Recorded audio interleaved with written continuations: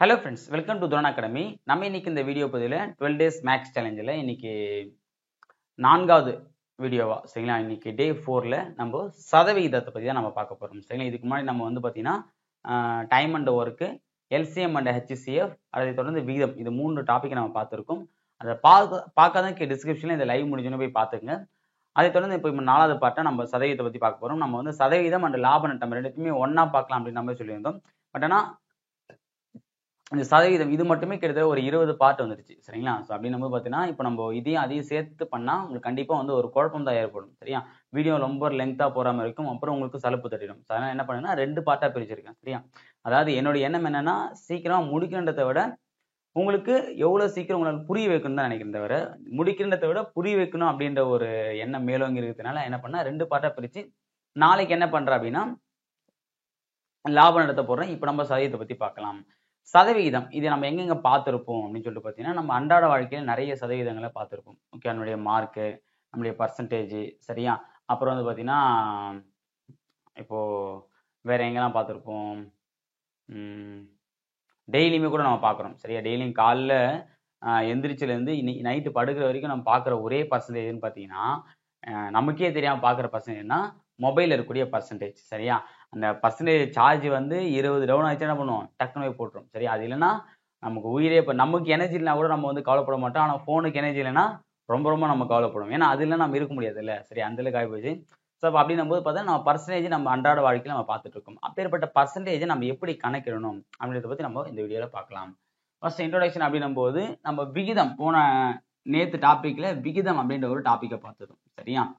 ஓகேங்களா, அந்த விகிதத்தை 100ஆல பெருக்கு கிடைப்பது தான் எதுன்னு பார்த்தீங்கன்னா சதவிகிதம், வேற ஒன்றும் இல்லை. விகிதத்தை 100ஆல பெருக்கு கிடைப்பது தான் சதவிகிதம். ஓகேவா. இப்போ எக்ஸாம்பிள் நம்ம ஒரு ஸ்கூல் கணக்கு எடுத்துக்கலாமே. ஸ்கூலில் 10th எவ்வளோ மார்க்கு, 500 மார்க்லாம். Total mark 500 mark. இப்போ ஒருத்தர் 400 மார்க் எடுத்திருக்காரு சரிங்களா. அப்போ 500ல் 4 மார்க், 400 மார்க் எடுத்திருக்காரு. அப்போ 500க்கு 400 மார்க் எடுத்திருக்காரு அப்படின்னா அப்போ திடீர்னு பார்த்தீங்கன்னா இப்போ நீ எவ்வளோ மார்க் எடுத்திருப்பான்னு கேட்குறாங்க. நம்ம என்ன சொல்லுவோம், ஒரு 450 மார்க், 420 மார்க் அப்படின்னு நம்ம சொல்கிறோம். அப்படின்னா அதை பர்சன்டேஜ் அப்போ எவ்வளோ பர்சன்டேஜ் கேட்குறாங்களா, டக்கு நம்ம யோசிக்கணும். அப்போ போடும்போது பார்த்தோன்னா அந்த 500க்கு 400 மார்க்னு இந்த பங்கு, இந்த பங்கை நம்ம சதவீதம் மாற்றினா இன்ட்டு 100ஆல பெருக்குனா போதும். இப்போ பாருங்க, இந்த 2 0க்கு இந்த 2 0, 1 5 5, 2 5 10 20, 4 8, அப்போ 80%. ஓகே, அப்போ இது விகிதம். 500க்கு 400 என்பது ஒரு விகிதமா, ஏன்னா 500 பங்குல 400 பங்குன்னு அர்த்தம் சரியா. இதை நம்ம 100ஆல பெருக்கணும், நமக்கு சதவீதம் கிடைச்சிருச்சு சரியா. ஓகே, இப்போ நம்ம சதவீதத்தை ஒரு பின்னமா ஒரு எண்ணாவை மாத்தணும் அப்படின்னா 100ஆல வகுத்தா போதும். அப்போ 80 இருக்குன்னா 80/100 போட்டா என்ன வரும், 0க்கு 0 0, I2 4 2, 4/5 இது இருக்குங்களா, இது வந்துடும். அப்போ ஒரு எண்ணை சதவீதமா மாத்தினா 100ஆல பெருக்கணும், ஒரு சதவீதத்தை எண்ணா மாத்தினா 100ஆல வகுக்கணும். இதை ஃபர்ஸ்ட் புரியுதுங்களா. ஓகே, இப்போ நம்ம கணக்கு 1 by 1 பார்க்கலாம்.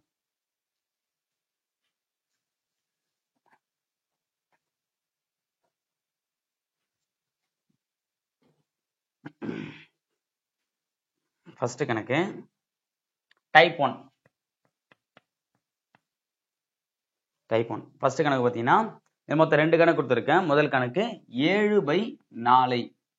ஓகே, ஃபர்ஸ்ட் கணக்கு 7/4 சதவீதமாக மாற்றிருக்க அப்படின்னு சொல்லிட்டு கொடுத்துருக்காங்க. 7/4 ஒரு எண்ணை சதவீதம் மாத்த நம்ம என்ன சொல்லியிருக்கோம், ஒரு எண்ணை சதவீதம் மாத்த என்ன பண்ணோம், 100ஆல பெருக்கணும்னு சொன்னேன். ஓகேவா. அப்படி பார்த்தா இப்போ 100ஆல பெருக்கணும் என்ன வரும், இன்ட்டு 100 போடணும். போட்டா 1 4 25 100. படிச்சா என்ன வரும், 25 இன்ட்டு 7 போட்டு அடிக்கணுமா, பெருக்கணுமா. பெருக்குனா 7 35க்கு 5 மீதி 3, 7 14, 14 3 17, அப்போ 175%. ஓகேவா. அப்போ ஒரு எண்ணை ஒரு பின்னத்தை சதவீதம் மாத்தினா 100ஆல பெருக்குனா போதும் சரியா. ஓகே, அடுத்தது டைப் 2. அதுல 2வது கணக்கு கொடுத்துரும் பாருங்க, 125% பின்னமாக மாற்றுன்னு கொடுத்துருக்கேன் சரியா. இதுக்கு அப்படியே ரிவர்ஸ், ரெண்டுமே ஒரே டைப் தான், ஏன்னா மாத்தி கொடுத்துருக்கு அவ்வளவுதான். இப்போ ஒரு பின்னத்தை நம்ம சதவீதம் மாத்தினா என்ன பண்ணணும், 100ஆல பெருக்கணும். இப்போ ஒரு சதவீதத்தை பின்னமா மாத்தினா என்ன பண்ணணும், 100ஆல வகுக்கணும். ஓகேவா. அப்போ 125 / 100 சரியா. படிச்சான வரும் 4 25 100, I 25 125, அப்போ 5/4. இதோட மதிப்பு வரும் 5/4. ஓகேங்களா. சரி, ஓகே. அப்போ ஒரு பின்னத்தை சதவீதம் மாத்தினா 100ஆல பெருக்கணும், சதவீதத்தை பின்னமா மாத்தினா 100ஆல வகுக்கணும். ஓகே, இப்போ எக்ஸாம்பிள் 75% அப்படின்னா என்ன அர்த்தம்னா இது 75/100 இருக்கு அர்த்தம். இந்த பர்சன்டேஜ்னா என்னன்னா பைல 100க்கு தான் அர்த்தம். அவ்வளவுதான். சரிங்களா? அது பர்சன்டேஜ் என்ன அர்த்தம்? பைல 100க்கு தான் அர்த்தம் அப்படின்னு சொல்லிட்டு ஓகேவா? இப்போ எக்ஸாம்பிள் இங்க பாருங்க 25 25 10% என்ன? 25 10% என்னன்னு கேட்குறாங்க அப்படின்னா அப்போ 25 × 10 இங்க 10% என்ன பண்ணணும்? அந்த சதவீதம்னா பை 100 தாத்தமா அப்போ 10/100 போட்டு அடிச்சா என்ன வந்துடும்? 2 5 அப்போ 5/2 அதாவது 2.5%. ஓகேங்களா சார்? 2.5% வராது. ஏன்னா பர்சன்டேஜ் நம்ம கண்டுபிடிக்க போறோம். சரியா? அப்போ 25ல 10% என்னது? 2.5. ஓகேவா? அப்போ இந்த 10% என்ன அர்த்தம்? 10/100ன்னு அர்த்தம். ஓகே, இது நீங்க தெரிஞ்சுக்க வேண்டியதுதான். அடுத்து இப்போ நம்ம டைப் 2 பார்க்கலாம். டைப் 1 அவ்வளவுதான். எல்லாமே சிம்பிளான கணக்கு தான். லாஸ்ட் தான் ஒரு 4 கணக்கு மட்டும், ஒரு 5 கணக்கு மட்டும் தான் கொஞ்சம் டஃபா இருக்காம இருக்கும். டஃப்னா புரிஞ்சது கொஞ்சம் டஃப், மற்றபடி ஈஸி தான். ஓகே, டைப் 2 பாருங்க. ஓர் அரசு உயர்நிலை பள்ளியை சேர்ந்த 75 மாணவர்கள். சரியா? நான் கேள்வி படிக்கிறேன் பாருங்க. ஓர் அரசு உயர்நிலை பள்ளியை சேர்ந்த 75 மாணவர்கள் 10ஆம் வகுப்பு தேர்வில் பங்கு பெற்றனர். அவர்களில் 72 பேர் தேர்வில் தேர்ச்சி பெற்றதாக அறிவிக்கப்பட்டது எனில் தேர்ச்சி பெற்ற மாணவர்களின் சதவீதத்தை காணவும் சொல்றாங்க. சரியா? அதாவது ஒரு உயர்நிலை பள்ளியில சேர்ந்த 75 மாணவர்கள் வந்து ஒரு தேர்வு எழுதுறாங்க. சரியா? 75 மாணவர்கள் ஒரு தேர்வு எழுதுறாங்க. அந்த 75 பேர்ல 10th பப்ளிக் எக்ஸாம் எழுதுறாங்க. அந்த 75 பேர்ல எத்தனை பேர் பாஸ் ஆனாங்கன்னா 72 பேர் பாஸ் ஆனாங்க. அப்ப 75ல 72 இது மொத்த பங்கு. இதுல வந்து என்னது? அது நமக்கு தேவையான பங்கு. அப்ப 75ல 72 பேர் பாஸ் ஆனாங்க. இதுல பெருசுதான் என்ன வரணும்? கீழே வரணும். மேல 75 கீழே 72 வரக்கூடாது. சரிங்களா? ஏன்னா அடியில தான் என்ன இருக்கணும்? பெரிய நம்பர் இருக்கணும். ஏன்னா இதுலதான் இந்த பங்கு 75ல தான் 72 வருமே தவிர 72ல 75 வராது. புரியுதுங்களா? அப்ப 75ல 72 பேர் பாஸ் பண்ணிருக்காங்க. ஓகே, இதனுடைய சதவீதம் கேட்கறாங்க. இது என்னது? பின்னமா? இதோட நம்ம என்ன பண்ணோம்? 100ஆல பெருக்குனா வந்துடும். அப்ப × 100 போட்டு அடிக்கலாமா? 25 4 25 75. அப்போ 3ஆல் பிழைச்சா 1 3 2 3 6 மீதி 1 4 3 12. அப்போ 24 × 4 போட்டு பெருக்கினா வரும்? 4 16 6 1 4 8 8 1 9 96%. அப்போ மொத்தமா அந்த ஸ்கூல் எத்தனை பேர் பாஸ் ஆயிருக்காங்க? 96% மாணவர்கள் பாஸ் ஆயிருக்காங்க. சரியா? ஓகே, அடுத்தது இதுலயே வந்து இது டைப் 1ங்களா? சரி, இதுல கொஸ்டின் நம்பர் 1 இதுல 2 கொஸ்டின் கொடுத்துருக்கேன். ரெண்டாவது கொஸ்டின் அப்படியே பார்த்துரும். ரஞ்சித்தின் மாத வருமானம். ஓகே, ரஞ்சித்தின் மாத வருமானம் 7500. அதில் 25% சேமித்தார் எனில், ஓகேவா? அதுல 25% சேமித்தார் எனில் அவர் எவ்வளவு தொகையை சேமித்தார் என்பதை காண்க. இப்போ போன கணக்கும் இந்த கணக்கும் என்ன வித்தியாசம் அப்படின்னா, போன கணக்குல அமௌண்ட் கொடுத்து நம்ம கிட்ட சதவீதம் கேட்டாங்க. இந்த கணக்குல சதவீதத்தை அவங்களே கொடுத்துட்டாங்க. நமக்கு என்ன கேட்கறாங்க? என்ன கேட்கறாங்க? என்ன கொடுத்துட்டு சதவீதம் கேட்டாங்க. இப்போ அவங்களே சதவீதம் கொடுத்துட்டு நம்ம கிட்ட என்ன கேட்கறாங்க. ஓகேவா? அல்லது ரஞ்சித் என்பவருடைய மாத சம்பளம் எவ்வளோ? 7500 ரூபாய். சரிங்களா? இந்த 7500 ரூபாயில எவ்வளவு பர்சன்டேஜ் அவர் சேமிப்பா பண்றாரு? 25%. பொதுவாக நம்ம என்ன சொன்னோம்? 25%னா என்ன அர்த்தம்? 25/100ன்னு அர்த்தமா? ஓகே, இப்போ நம்ம என்ன பண்ணோம்? 25/100 போட்டா, ஏன்னா 100% தான் இந்த 7500. ஓகேவா? 100% தான் இந்த 7500. இதுல நமக்கு எவ்வளவு தேவை? 25% தான் நமக்கு தேவை. ஏன்னா அவருடைய சேமிப்பு தொகை தான் கேட்டிருக்காங்க. அப்ப 25 போது 1 25 25 4 25 100 ஒரு நாள் 4 இங்க என்ன வரும்? ஒரு நாள் 4 மீதி 3 ஏன்னா 8 32 மீதி 3 ஏன்னா 28 மீதி 2 5 20. சரியா? அப்ப எவ்வளவு? 1875. சரிங்களா? அப்போ 7500 ரூபாய் மாத சம்பளத்துல 25% சேமித்தாருன்னா அந்த சேமிப்பு தொகை எவ்வளோ? 1875 ரூபாய் சேமிக்கிறாரு. சரிங்களா? ஓகே, அடுத்தது இப்போ நம்ம டைப் 3 பார்க்கலாம்.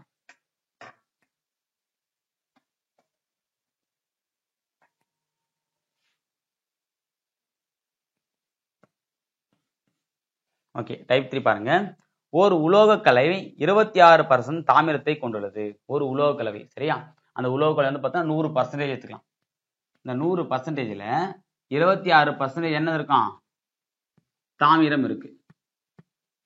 நல்லா புரிஞ்சு கணக்குல உலோக கலவை இதான். இது மீதி வந்து பார்த்தீங்கன்னா நமக்கு என்னன்னு தெரியாது. இந்த 100% உலோக கலவையில 26% என்ன இருக்கு? தாமிரம் இருக்கு. ஓகேவா? 260 கிராம் தாமிரத்தை பெற எந்த அளவு உலோக கலவை தேவைப்படுகிறது அப்படின்னு சொல்லிட்டு கேக்குறாங்க. இப்போ 260 கிராம் தாமிரத்தை ரெடி பண்ணிட்டாங்க. சரியா? இப்போ இதுக்கு ஈக்குவலா எந்த அளவு வந்து என்ன பண்ணணும், நம்ம உலோக கலவையை சேர்த்தா இந்த 100% உலோக கலவை கிடைக்கும் கேக்குறாங்க. சரியா? அப்போ இந்த 26% தான் அந்த உலோக கலவையில் இருக்கக்கூடிய தாமிரத்தோட அளவு. அப்போ இந்த 26% தானே இந்த 260 கிராம். ஏன்னா அந்த உலோக கலவையில கலக்கப்பட்ட தாமிரத்தின் அளவு 260 கிராம். ஓகேவா? அதே மாதிரி அந்த 260 கிராம்ன்றது எவ்வளவு பர்சன்ட் அவங்க கொடுத்துறாங்க, எவ்வளோ 26%. அப்போ 26%ன்றது எவ்வளோ 260 கிராம் அப்படின்னா அப்படியே உலோக கலவையில எவ்வளவு சேர்க்கணும்னு சொல்லி கேட்டாங்களா. அப்போ உலோக கலவை என்னது 100% தான் அந்த உலோக கலவை. அப்போ 100%. அப்போ 100% எவ்வளோ 26% 260 அப்படின்னா 100% அதானே கேட்டிருக்காங்க கேள்வி. பெற சரி அந்த 260 கிராம் தாமிரத்தை பெற எந்த அளவு உலோக கலவை தேவைப்படுகிறது. சரி எந்த அளவு அப்படின்னா அப்போ எவ்வளவு உலோக கலவையில இந்த 260 கிராம் இருந்தா அது சரியான உலோக கலவையா மாறும்னு சொல்லிட்டு கேட்கறாங்க. ஓகேவா? அப்போ 26% தான் தாமிரம்னு சொல்லிட்டாங்க. அப்ப இந்த 26% எவ்வளவு சொல்லிட்டாங்க 260 கிராம்னு சொல்லிட்டாங்க. அப்போ நமக்கு தேவை உலோக கலவை, மொத்த உலோக கலவை. மொத்த உலோக கலவை 100%. நமக்கிட்ட 26% எவ்வளவு தெரியும் 260 தெரியும். அப்ப 100% என்ன வரும்? இதுக்கு தான் நான் வந்து இந்த நேர்மாறல் எதிர்மாறல் கணக்கு வந்து பார்த்துட்டு வர சொன்னேன். சரியா? அதை பார்க்காதங்க நம்ம பார்ட் 1லயே நம்ம போட்டிருக்கோம். அந்த டைம் அண்ட் ஒர்க்ல பார்ட் 1ல டைப் 5 6 நினைக்கிறேன். அதுல வந்து பாத்தீங்கன்னா நம்ம இந்த நேர்மாறலை பத்தி போட்டிருப்போம். அந்த நேர்மாறல் தெரிஞ்சாதான் இப்ப நம்ம இந்த கணக்கு உங்களுக்கு போட முடியும். அதுதான் நான் வந்து அந்த ஆடியோல சொல்லியிருந்தேன், அதை பார்த்துட்டு வாங்கன்னு சொல்லிட்டு. ஓகே பாருங்க, பர்சன்டேஜ் அதிகரித்தா அமௌண்ட் அதிகரிக்கும். கரெக்டுங்களா? 26% 260னா 100% என்னது கண்டிப்பா அதிகமா தான் இருக்கும். அப்போ என்னது இங்க பர்சன்டேஜ் உயரும் போது இங்க அமௌண்ட்டும் உயரும். அப்படி உயர்ந்தா என்னது நேர்மாறல். நேர்மாறலாம் தலைகீழா போடணும். அப்போ 100 டிவைடட் பை 26 இன்ட்டு 260. இப்போ என்ன பண்ணலாம், ஓர் 26 பை 26 260. அப்போ 10 இன்ட்டு 100 1000. அப்போ எவ்வளோ இருக்கணும் 1000 கிராம். அப்போ அந்த உலோக கலவையோட அளவு எவ்வளோ 1000 கிராம். 1000 கிராம் அந்த உலோக கலவை இருந்தாதான் அது எவ்வளோ 260 கிராம் தாமிரத்தை நம்ம சேர்க்க முடியும். ஓகேவா? சரி ஓகே. இதுலயே டைப் 2 கணக்கு கொடுத்துருக்கேன் பாருங்க, 2 கணக்கு. ஏன்னா இதெல்லாம் வந்து ரொம்ப சின்ன சின்னதா இருக்கு. என்ன பண்றேன்னா 2த்தையும் ஒண்ணா மெர்ஜ் பண்ணிட்டேன். இதெல்லாம் நான் தனித்தனியா போடுறதுனா கண்டிப்பா 25ல இருந்து 30 டைப் போயிருக்கும். சரி, இதெல்லாம் ஓரளவுக்கு தான் சின்ன மாற்றங்கள் வரக்கூடியது. 2வது கணக்கு பாருங்க, ஒரு வகுப்பில் 50 மாணவர்கள் உள்ளனர். ஒரு குறிப்பிட்ட நாளில் 14% பேர் வருகை புரியவில்லை எனில் வருகை புரிந்த மாணவர்களின் எண்ணிக்கை என்ன? இது வரைக்கும் நம்ம பார்த்த கணக்கு எவ்வளவு பர்சன்டேஜ் அது கேட்டிருந்தாங்க. சரியா? கேட்ட பர்சன்டேஜ் அளவு தான் நம்ம கண்டுபிடிக்கணும். ஆனா இப்ப என்னன்னா கேட்ட பர்சன்டேஜ் அளவை தவிர்த்து கேட்காத பர்சன்டேஜ் அளவை கண்டுபிடிக்கும். இங்க பாருங்க, ஃபர்ஸ்ட் கொஸ்டின், ஒரு வகுப்பில் 50 மாணவர்கள் உள்ளனர். அவர் குறிப்பிட்ட நாளில் 14% பேர் வருகை புரியவில்லை.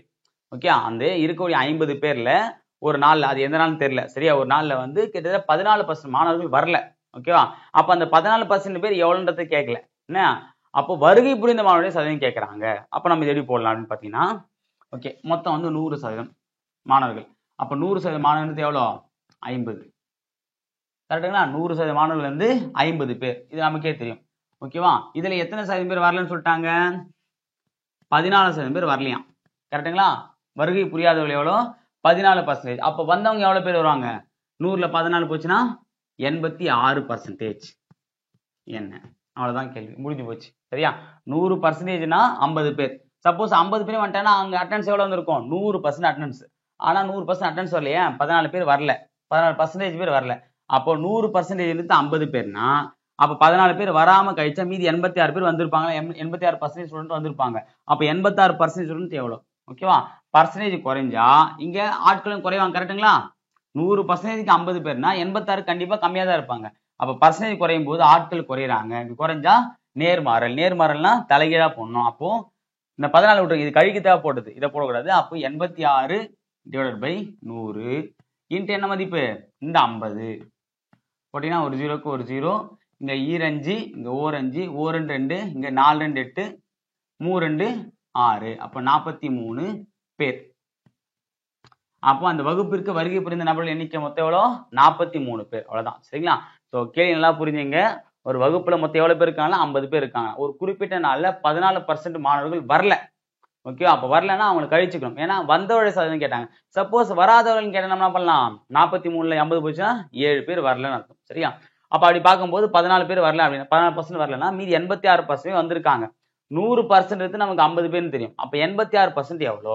நேர்மாறல் போட்டா கணக்கு முடிஞ்சு போச்சு. ஓகேவா? அந்த நேர்மாறல் கணக்கை நம்ம கிட்டத்தட்ட ஒரு 5 டைப்ல யூஸ் பண்ணுவோம். தனி வட்டியில யூஸ் பண்ணுவோம், கூட்டு வட்டியில யூஸ் பண்ணுவோம், லாப நட்டத்துல யூஸ் பண்ணுவோம், விகிதத்திலையும் யூஸ் பண்ணோம். சரிங்களா? சோ அதனால அந்த நேர்மாறல் இது மாதிரி நல்லா தெரிஞ்சு வச்சுங்க. அட்லீஸ்ட் நேர்மாறல் மட்டுமா தெரிஞ்சுங்க. ஓகேவா? அடுத்தது டைப் 4. டைப் 4ல பாருங்க. இல்ல 2 क्वेश्चन கேட்டிருக்கேன். ஃபர்ஸ்ட் क्वेश्चन 600 இன் x% என்பது 450 எனில். ஓகேவா? 600 இன் x% அப்படின்னா என்ன அர்த்தம்? x%னா x by 100. ஏன்னா பர்சன்டேஜ் போட்டாலே by 100க்குன்னு அர்த்தம். எவ்வளவு மதிப்பு? 450 அப்படின்னா அந்த x ஓட வேல்யூ என்னன்னு கேக்குறாங்க. 600ஓட x% எப்படி போனோம்? 600 இன் 15% என்ன போட்டோம்? 600 into 15/100 போட்டோமா? அதே 600 இன் 90% என்ன போடுவோம்? 600 into 90/100 போடுவோம். ஆனா இங்க என்ன கொடுத்திருக்காங்க? 600 இன் x% கொடுத்துருக்காங்க. அப்ப 600 into x by 100 equal to எவ்வளவு வருதா? 450 வருது. அப்போ x ஓட வேல்யூ என்னன்னு கேக்குறாங்க. இப்போ நம்ம என்ன பண்ணலாம்? தெரிஞ்ச வேல்யூ ஒரு பக்கம், தெரியாது. இந்த இடத்துல நமக்கு தெரியாத வேல்யூ x தான். தெரிஞ்ச வேல்யூ இந்த 600 100. அப்ப என்ன பண்ணலாம்? அந்த பக்கம் அனுப்பலாமா?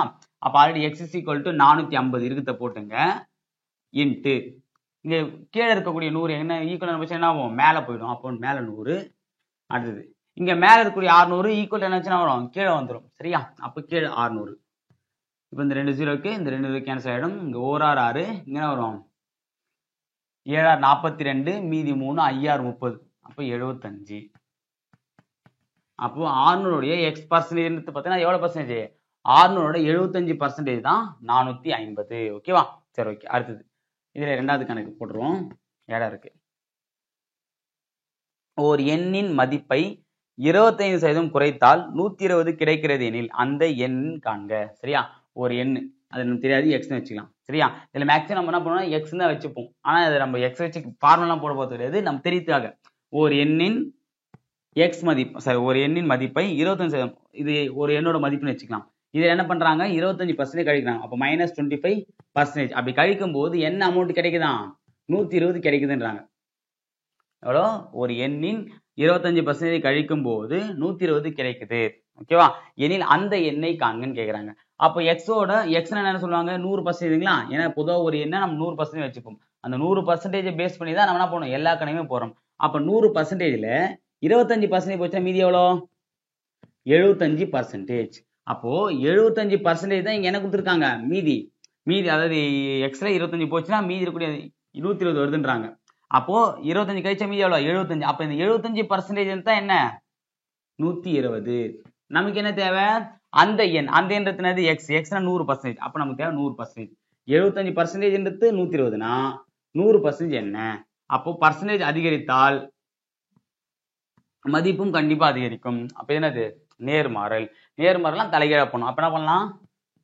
100/75 × 120. என்ன பண்ணலாம்? 325 4 25 ஒரு 3 3 இங்க 4 12 40. அப்ப நன்னாங்கு 16 160. கரெக்டுங்களா? 160. அப்போ 100 அந்த எண் என்னது? 160. சரிங்களா? ஓகே. பாருங்க, இப்போ வந்து 160ஓட சப்போஸ் செக் பண்ணி பார்த்தா 160 25% எவ்வளோ? 1 25 25 4 25 1 4 நன்னா 16 40. அப்ப 160ல 40 கழிச்சா மீதி எவ்வளவு வருது? 120 வருதுங்களா? அப்ப நம்ம போட்ட ஆன்சர் கரெக்ட். சரியா? ஓகே. அடுத்து வந்து நம்ம பார்க்க போறது டைப் 5 பார்க்க போறோம். டைப் 4 முடிஞ்சது. ஓகேங்களா?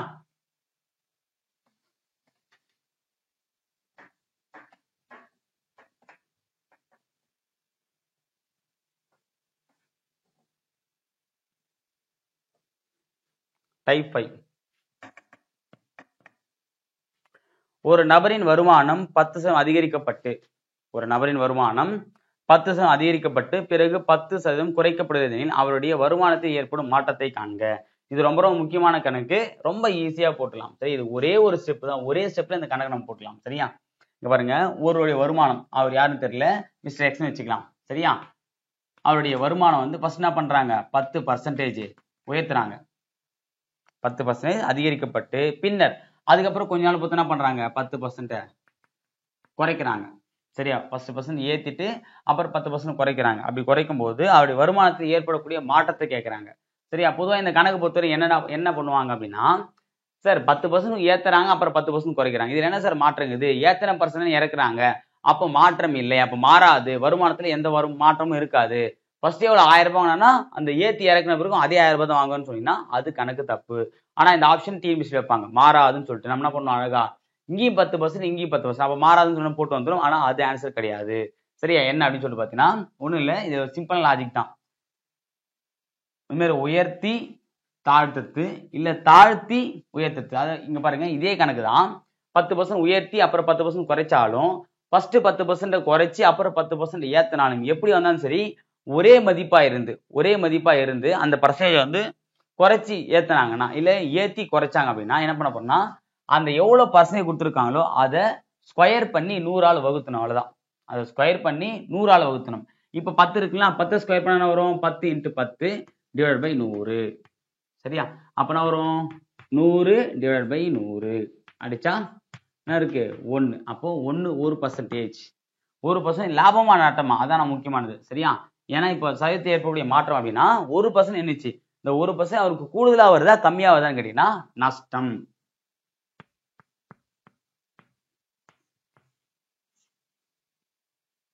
ஆன்சர் அது நட்டம். இது ஒரு விஷயம் நீங்க தெரிஞ்சுக்கணும்.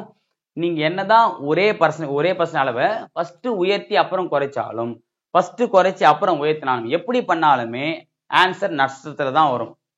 ஒரே மாதிரியான ஒரே அளவுள்ள பர்சன்டேஜை வந்து முதல்ல உயர்த்தி அப்புறம் குறைச்சாலும் முதல்ல குறைச்சி அப்புறம் உயர்த்தினாலும் எப்படி பண்ணாலும் சரி அது என்ன வரும்? ஆன்சரு நஷ்டத்துல தான் வரும். அது எவ்வளவு பர்சன்டேஜ் மட்டும் தான் மாறுமே தவிர ஆனா கண்டிப்பா நட்டத்துல தான் வரும், லாபம் வராது. அப்ப நஷ்டம் தான் நீங்க போடணும். சரியா? இந்த கணக்கு இதான் மாடல். எதுவும் இல்லை, ஒரே அளவு வந்துச்சுன்னா 10% நீங்க உயர்த்தி அப்புறம் 10% குறைக்கிறேன் அப்படின்னு என்ன பண்ண போறோம்? ஒண்ணுமே இல்லை, அந்த எவ்வளவு பர்சன்டேஜ் இருக்கோ அதை 100ஆல் அதை ஸ்கொயர் பண்ணுங்க. அப்போ 10 ஸ்கொயர் டிவைட் பை 10 ஸ்கொயர் பண்ணி 100ஆல் வகுத்தணும். எதுவும் இருந்தாலும் 100ஆல் வகுத்தணும். அவ்வளவுதான், முடிஞ்சு போச்சு. சப்போஸ் இங்க 20% அதிகரிக்குன்னா என்ன பண்ணுவோம்? 20 ஸ்கொயர் பை 100. சரியா? 30 பண்றாங்கன்னா என்ன பண்ணுவோம்? 30%, 30 ஸ்கொயர் பை 100. 40 ஸ்கொயர் பண்ணுவோம். அவ்வளவுதான். ஆனா ரெண்டு இடத்துலயும் ஒரே வேல்யூ இருந்தா மட்டும் தான் யூஸ் பண்ணமே தவிர வேற வேல்யூஸ் இருந்தா யூஸ் பண்ணக்கூடாது. ஓகேவா? சரி, ஓகே. அடுத்தது இதே இன்னொரு கணக்கு கொடுத்துருக்கேன் பாருங்க.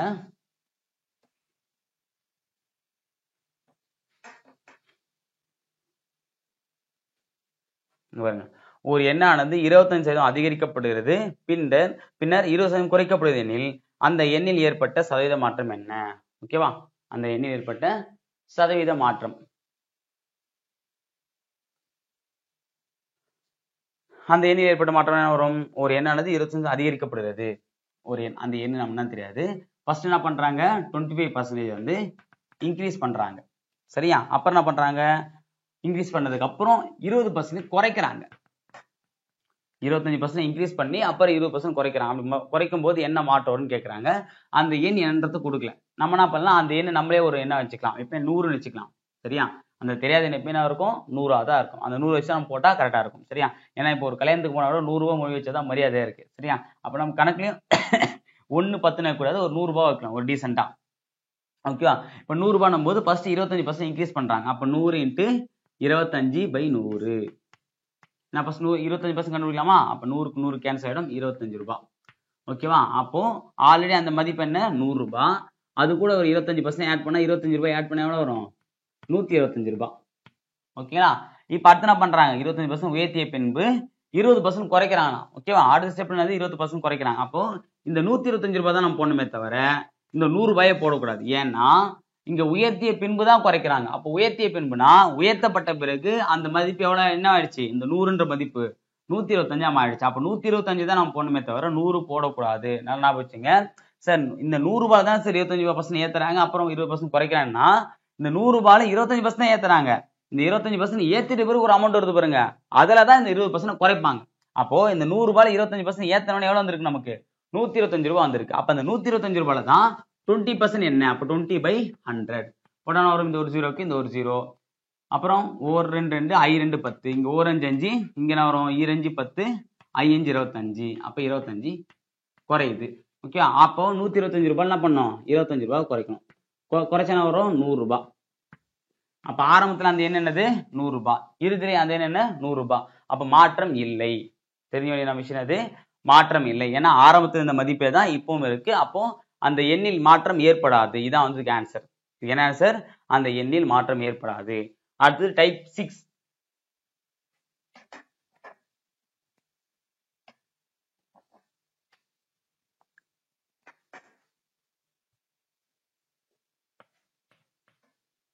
டைப் 6 பாருங்க. ஏயின் சம்பளம் பியின் சம்பளத்தை விட 20% குறைவு எனில் பியின் சம்பளம் ஏயின் சம்பளத்தை விட எத்தனை சதவீதம் அதிகம்? சரியா? இந்த மாதிரி மாடலை வந்து பார்த்தீங்கன்னா நிறைய டிஎன்பிஎஸ்சி கேள்வி கேட்டிருக்காங்க. ரொம்ப ரொம்ப ஒரு முக்கியமான ஒரு மாடல். இந்த மாடல் இந்த ஆங்கிள் தான் கேட்பாங்க, வேற எந்த மாதிரியும் கேட்க முடியாது. இது கேட்டா ஒரே ஒரு ஸ்டெப் தான், ரொம்ப ஈஸியான ஸ்டெப். சரியா? ஓகே, கேள்வி இன்னொரு வாட்டி படிக்கிறேன், அப்பதான் அந்த இடம் சொல்ல முடியும். ஏயின் சம்பளம் பியின் சம்பளத்தை விட 20% அதிகம் குறைவுன்னு கொடுத்துறான் பார்த்தீங்களா? அந்த லைன் அண்டர்லைன் பண்ணி வச்சுக்கோங்க நோட்ல. சரியா? ஏயின் சம்பளம் பியின் சம்பளத்தை விட 20% குறைவுன்னு கொடுத்துருக்காங்க. அப்போ குறைவு, அப்போ குறைவுன்றதை ஃபர்ஸ்ட் அண்டர்லைன் பண்ணுங்க. ஓகேவா? எத்தனை சதவீதம்? 20%. ஓகேவா? இது தெரிஞ்சா போதும். எனில் பியின் சம்பளம் ஏயின் சம்பளத்தை விட எத்தனை சதவீதம் அதிகம் அப்படின்ற கணக்கு கேட்டாலே கண்ணை மூடி என்ன பண்ணலாம்? ஃபர்ஸ்ட் ஏயின் சம்பளம் பியின் சம்பளத்தை விட 20%, அந்த 20 டிவைடட் பை 100 மைனஸ் 20 இன்ட்டு 100. இதான் ஃபார்முலா. ஃபார்முலா இல்லை, இது ஒரு ஸ்டெப், அவ்வளோதான். ஓகேவா? எவ்வளோ பர்சன்டேஜ் அதை மேலே போட்டுக்கணும். Divided by 100 minus 20. 100 மைனஸ் ஏன் போடுறான் அப்படின்னா, இங்கே நான் வந்து அண்டர்லைன் பண்ண சொன்ன பார்த்தீங்கன்னா 20% குறைவுன்னு சொல்லிட்டு, அதுதான். அப்போ அந்த 20% குறைவு அப்படின்னா மைனஸ். இதே 20% அதிகம் என்ன வரும்? பிளஸ். அப்போ 100 மைனஸ் 20 இன்ட்டு 100 ஆளு பெருக்கணும். சரியா? 20% எந்த பர்சன்டேஜ் மேலே போட்டு டிவைடட் பை 100 மைனஸ், குறைவுன்னா மைனஸ், அதிகம்னா பிளஸ், இன்ட்டு 100. இப்போ நான் வரும் 20 டிவைட் பை 80 இன்ட்டு 100. இந்த ஒரு ஜீரோக்கு இந்த ஒரு ஜீரோ, ஒரு 2 4 2 8, 1 4 25 நாங்க. அப்போ எவ்வளோ அதிகம்? 25% அதிகம். ஏன்னா ஃபர்ஸ்ட் குறைவுனா அதுக்கப்புறம் அதிகம் தான் வரும். சரிங்களா? ஓகே, இந்த கணக்கு பாருங்க.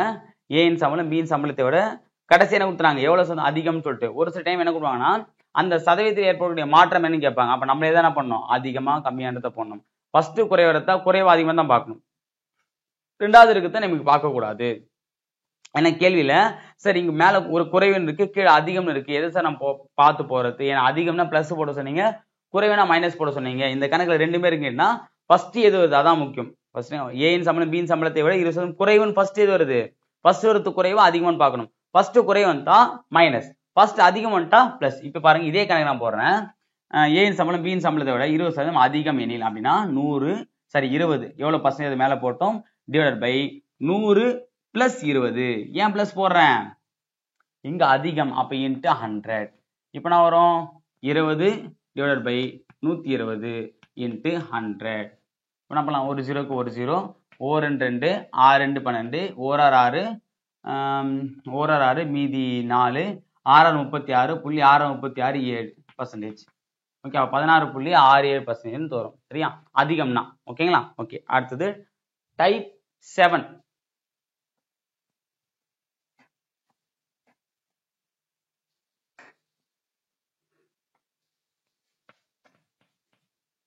டைப் 7 பாருங்க. இதுல ரெண்டு கணக்கா கொடுத்து வச்சிருக்கேன். ஏன்னா ஒரே மாடல் தான் ரெண்டு கணக்கு கொடுத்துருக்கேன். இதுக்கப்புறம் ரெண்டு மாடல் கணக்கு வராது, எல்லாமே ஒன்று தான் வரும். ஃபர்ஸ்ட் 250 லிட்டரின் 12% என்பது 150 லிட்டரின் எதற்கு சமமாக இருக்கும் கேட்டிருக்காங்க. சரியா? அதாவது 250 லிட்டரின் அந்த கணக்கை ஃபர்ஸ்ட் எழுத கத்துக்கணும். 250 லிட்டரோட 12%, 250 லிட்டரோட 12% வந்து எதுக்கு சமமா இருக்குமா? 150 லிட்டரின் எவ்வளவு பர்சன்ட் நமக்கு தெரியாது. அப்ப x/100 இதுக்கு சமம் சொல்லிட்டாங்க. 250 லிட்டரோட 12% என்பது எதுக்கு சமமா இருக்கும்? 150 லிட்டரோட எத்தனை சதவீதத்துக்கு சமமா இருக்கு கேட்டாங்க. ஓகேவா? இப்ப என்ன பண்ணலாம்? அவ்வளவுதான், இந்த மெத்தடை போட்டாலே போதும். இதை நீங்க வரையத்தான் கஷ்டம். இதை நீங்க என்ன மாத்தி போனா தப்பு. கணக்கு நல்லா புரிஞ்சுங்க. 250 லிட்டரின் 12%, அப்ப 250 இன்ட்டு 12% என்ன பண்ணோம்? 12/100 ஈக்குவல் டு 150 லிட்டரின் 150 லிட்டரோட எத்தனை பர்சன்டேஜுக்கு சமம் கேட்டோம். அப்ப எத்தனை என்பது இங்க எக்ஸ், அப்ப x/100 தான் நம்ம போடணும். இப்ப பாருங்க, அடிக்கலாமா?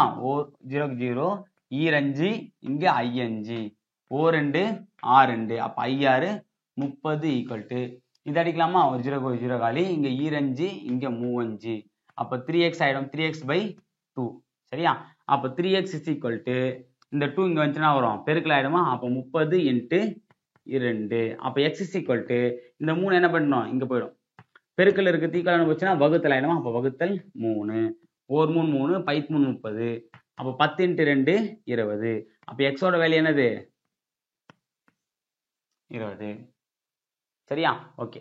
இப்போ இதை போட்டா அது நம்ம 30 வருதா? இப்போ 150ல 20% எவ்வளவு போட்டு பாருங்க. 1 0 1 0 1 0 1 0 5 2 30. இது ஒரு 30, இது 30. அப்போ நம்ம போட்ட ஆன்சர் கரெக்ட் தான். இதையும் நம்ம அப்படியே செக் பண்ணிக்கலாம். இந்த பர்சன்டேஜ் இருக்கக்கூடிய ஒரு பிளஸ் என்னன்னு பார்த்தீங்கன்னா, நம்ம போட்ட ஆன்சர் கரெக்டா தப்பான்றத நம்ம அங்கேயே போட்டு பார்த்துக்கலாம். ஓகேங்களா? எக்ஸ் தான் தேவை. அந்த எக்ஸ்ல எடுத்துட்டு எவ்வளவு ஆன்சர் வந்திருக்கு 20. 20 சப்ஸ்டிட் பண்ணி ரெண்டுமே ஈக்குவலா தான் பார்த்தா இங்கேயும் 30 இங்கேயும் 30. அப்போ கணக்கு கரெக்ட். ஓகேவா? இதுலயே ரெண்டாவது கணக்கு பார்க்கலாம்.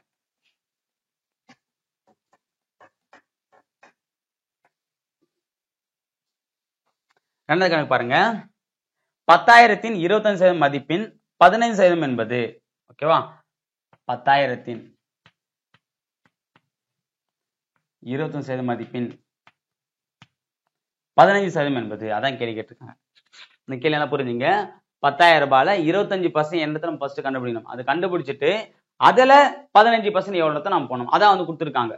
சரியா? 10,000 ரூபாய், அந்த 10,000 ரூபாயில 25% ஒரு மதிப்பு வரும். அந்த மதிப்புல 15% என்ன, அதான் வந்து கேட்டிருக்காங்க. அதான் கொடுத்துருக்காங்க பாருங்க. 10,000 25% மதிப்பின் 15% என்பது அப்படின்னு சொல்லி கொடுத்துருக்காங்க. சரியா? இதை நம்ம போட்டு ஒரு ஆன்சர் வந்துட்டு அதுக்கப்புறம் நம்ம வந்து பார்த்தோம்னா இன்ட்டு 15/100 அப்படின்னு போன அவசியம் இல்லை. இங்கேயோட போட்டுக்கலாம். இன்ட்டு 15/100. ஏன்னா 10,000த்துல 25% போட்டானா வந்துடும்.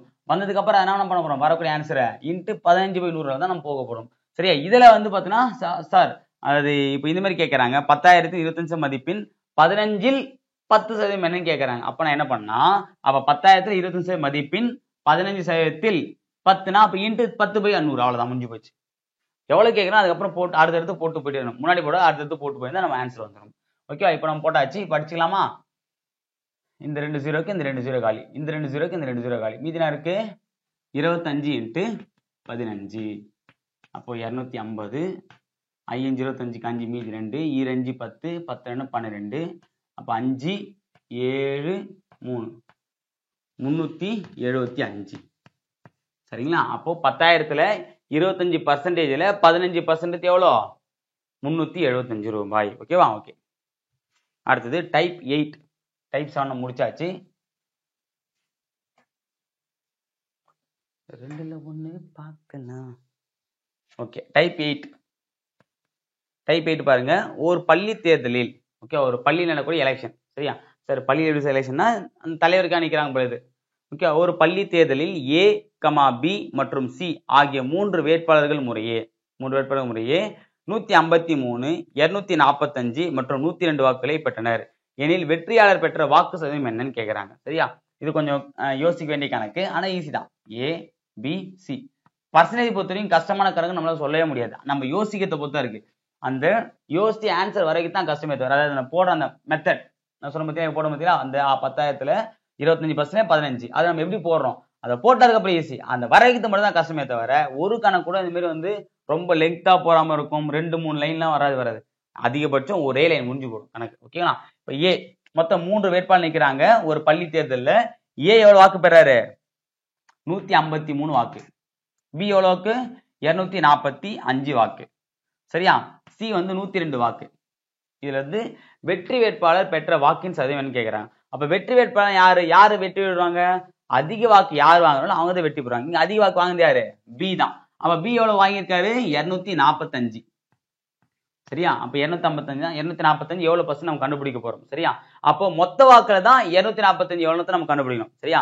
அப்ப அந்த தேர்தலில் பதிவான மொத்த வாக்குல 245 எவ்வளவு நம்ம கண்டுபிடிக்கும். அப்ப இன்ட்டு 100 போட நம்ம கண்டுபிடிச்சலாம். இப்ப மொத்த வாக்கு கண்டுபிடிச்சா பண்ணலாம். இதை நம்ம கூட்டலாமா 3 5 8 8 2 10க்கு 0 மீதி 1. அடுத்து 5 0 மீதி 1 3 3 2 5 500. சரிங்களா? அப்ப 500ல 245 எவ்வளவுன்னு நம்ம பார்க்கணும். இன்ட்டு 100ஆல பெருக்குன்னா நமக்கு சதவீதம் பர்சன்டேஜ் கிடைச்சிருமா. அப்ப 100ஆல பெருக்கலாம். இந்த 2 0க்கு இந்த 2 0 காலி. 1 5 5 இங்க என்ன வரும் 4 5 20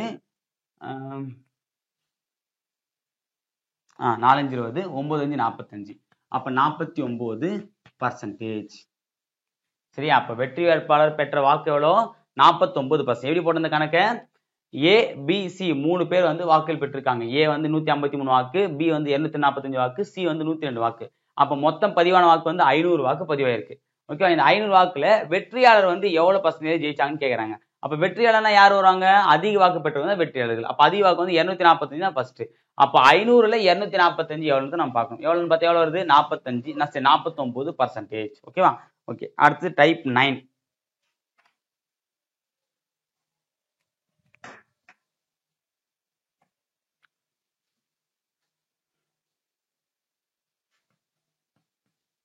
டைப் 9 பாருங்க.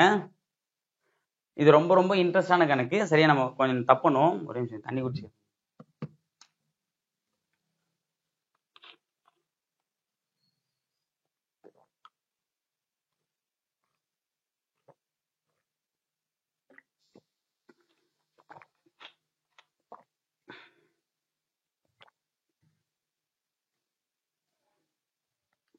அதனால இன்னைக்கு நேற்று சாயந்தரம் கொஞ்சம் மழை பெஞ்சதுனால இப்போ கொஞ்சம் வேர்வை இல்லாமல் இருக்கு. இல்லை நேற்று வேர்த்து ஊற்றிருக்கோம். இதே மாதிரி லைவ் முடிவு இருக்கும், கொஞ்சம் மழை பெஞ்சா நல்லா இருக்கும். சரி, ஓகே, பார்த்துக்கலாம். ஒரு எண்ணின் 60%இலிருந்து 60 கழித்தால் 60 கிடைக்கும். இது ரொம்ப ரொம்ப எனக்கு ரொம்ப பிடிச்ச கணக்கு இது. சரிங்களா? ஏன்னா இந்த மாதிரி கணக்கு நம்ம கண்டுபிடிச்சு போறது, அதை நம்ம கண்டுபிடிச்சு ஐ ஜாலி அப்படின்னு ஒரு ஃபீல் ஆகும். சரியா? அதாவது ரொம்ப ரொம்ப இன்ட்ரெஸ்டா இந்த கணக்கு நம்ம பார்க்கலாம். ஒரு எண்ணின் 60%, ஏன்னா 60 60 60 3 60 வருது பாருங்க. அப்ப நம்ம நல்லா குழப்புவாங்க. இந்த மாதிரி கணக்கை தேர்வில் நிறைய வாட்டி நம்ம எதிர்பார்க்கலாம். ஏன்னா நிறைய பேர் வந்து தப்பு பண்ணக்கூடிய கணக்குலாம் இது மாதிரி தான். ஏன்னா ஒரே மாதிரி வந்துச்சுன்னா நம்ம தப்பு பண்ணும். பாத்தீங்களா? ஆட்கு நாட்கள் ஒரு கணக்கு இருக்கு. 50 பேர் 50 நாளைக்கு 50 வேலையை முடிச்சார். சரியா? அதாவது 50 பேர் 50 மணி நேரம் வேலை செய்யுது, 50 வேலையை முடிச்சான்னு சொல்லி ஒரு கணக்கு வரும். அதே மாதிரி 5 பேர் 5 நாட்கள் எவ்வளவு வேலையை முடிப்பாங்க அப்படின்னு நம்ம ஒரு கணக்கு பாத்துறீங்களா? அந்த 50 50 50 5 5 5 அப்படின்னு நம்ம ஆன்சர் வரும். ஆனா 5 வராது, வேற ஆன்சர் வரும். ஓகேவா? ஓகே, அதே மாதிரி அதை கொடுத்துருக்காங்க. அப்ப ஒரே மாதிரியா இருக்கக்கூடிய கணக்கு கொடுத்தா நம்ம நிறைய கன்ஃபியூஸ் ஆகும். சரிங்களா? இப்போ 10th புக்ல ஒரு டாபிக் இருக்கும் பாத்தீங்கன்னா, பொருள் கூறுகளை ஊழி ஊழ் அப்படின்ற 2 கான்செப்ட் இருக்கும். அதை நம்ம வந்து யுகமா இல்ல முறையானதை நம்ம மாத்தி மாத்தி சொல்லுவோம். பாத்துறீங்களா? ஊழ் ஊழி அப்படின்னு வரும். அப்போ ஊழ்னா என்ன, ஊழினா என்ன? ஊழ்னு கேட்டா ஊழிக்கு சொல்லும், ஊழின்னு கேட்டா ஊழ். அப்போ ஒரே மாதிரி வந்தா நமக்கு கன்ஃபியூஷன் வரும். அதுக்காக தான் இந்த மாதிரியான கணக்கு கேட்கறாங்க. 2 பேர் ட்வின்ஸ் வரும்போது நமக்கு தெரியும்ல யார் வருவாங்கன்னு சொல்லிட்டு. இந்த ஜீன்ஸ் படத்துல செந்தில் சொல்லுவாரு, ராமுவோ சோமுவான்னு சொல்லிட்டு ஒவ்வொரு அடி தப்பு தப்பா சொல்லுவாரு. சரியா? அப்ப என்னன்னா ரெண்டும் ஒரே மாதிரி வரும்போது நமக்கு என்ன கன்ஃபியூஷன்ஸ் வரும். அப்ப அந்த மாதிரியான கணக்கு தான் டிஎன்பிஎஸ்சி நிறைய கேட்பாங்க. சரியா? அப்பதான் நீங்க ஏமாறுவீங்க அப்படின்னு சொல்லிட்டு. ஒரு எண் நமக்கு என்னன்னு தெரியாது. ஓகேவா? ஒரு எண்ணின் அப்ப எக்ஸ், அது என்னங்க அந்த கொஸ்டின்ல படிச்சாலே அப்படி என்ன பண்ணோம் நம்ம போடணும். ஒரு எண்ணினா தெரியாது எக்ஸ். ஒரு எண்ணின் 60%இருந்து, அப்ப 60% இப்படிதான் போடணும். ஒரு எண்ணின் 60% 60/100 இருந்து 60 கழித்தால் அப்ப -60. அப்போ ஒரு எண்ணின் x/60% இருந்து அப்ப என்ன பண்ணோம், இது போட நமக்கு ஆன்சர் கிடைச்சிடும். அதுல இருந்து என்ன பண்றாங்க, 60 கழிச்சா நமக்கு என்ன கிடைக்குதான், 60 கிடைக்குது. அவ்வளவுதான்.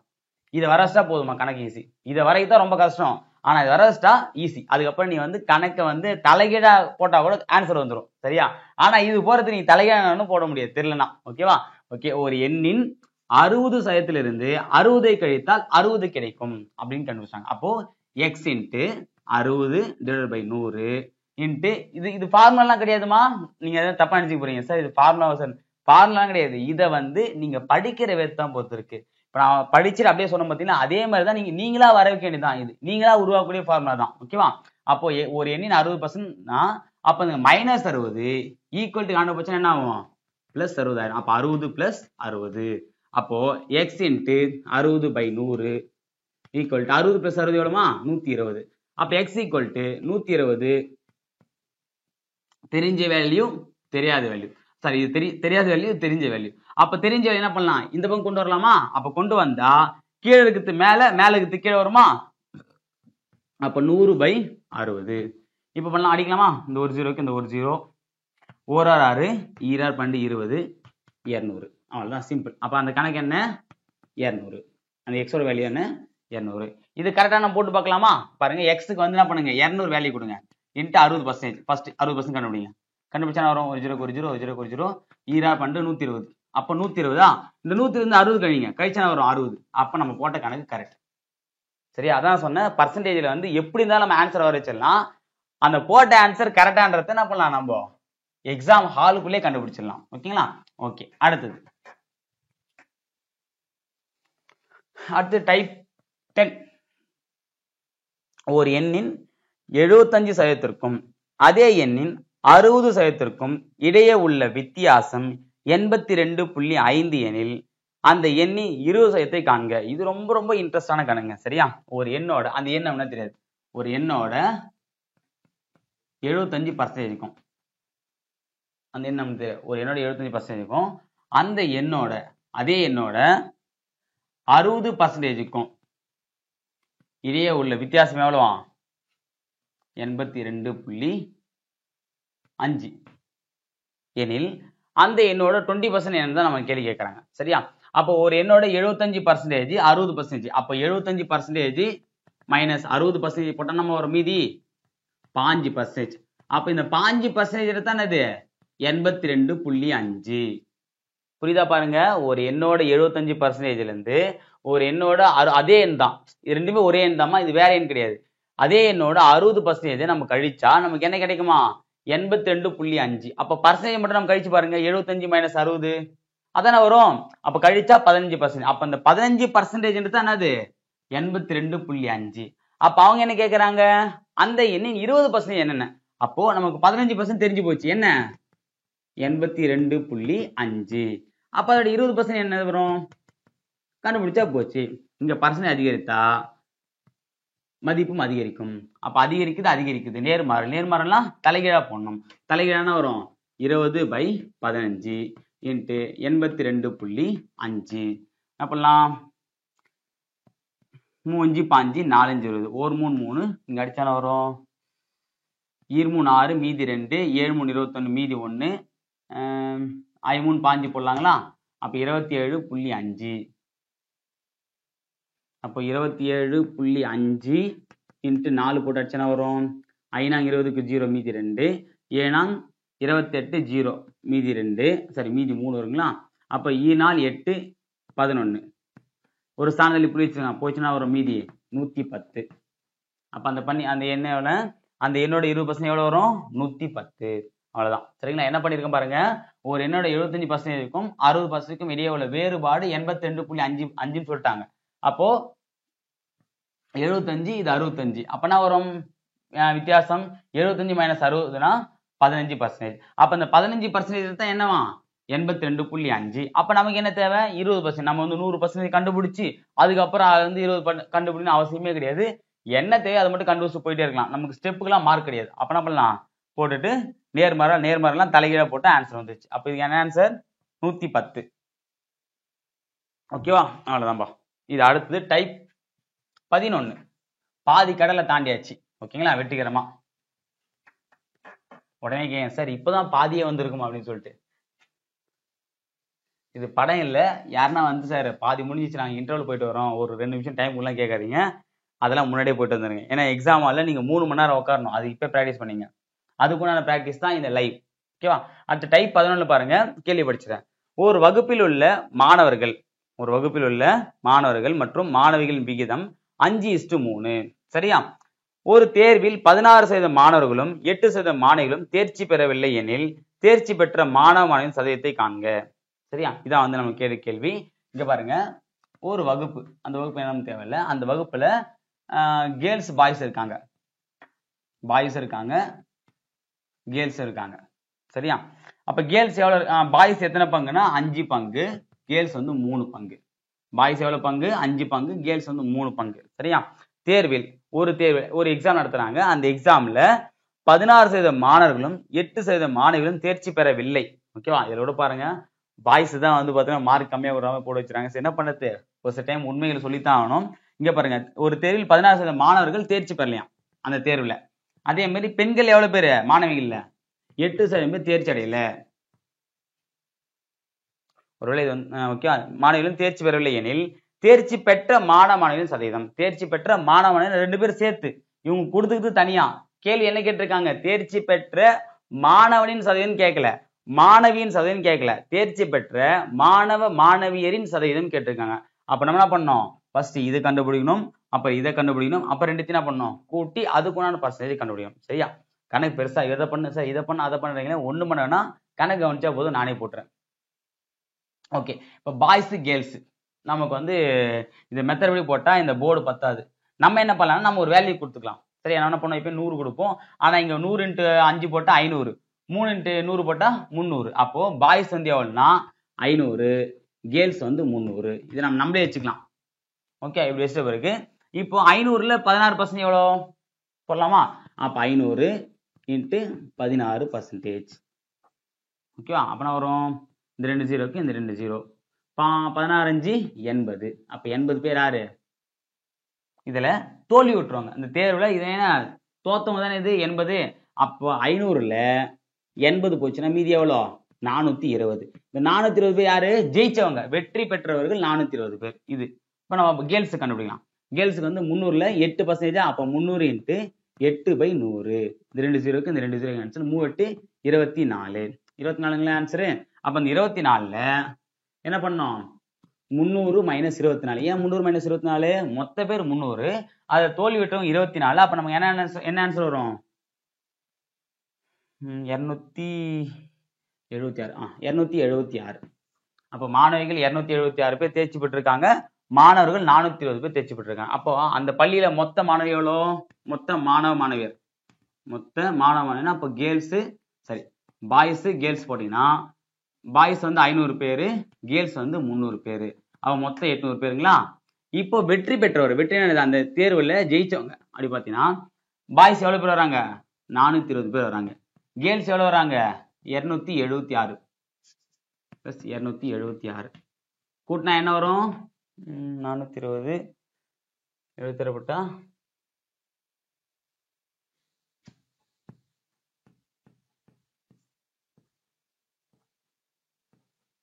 696.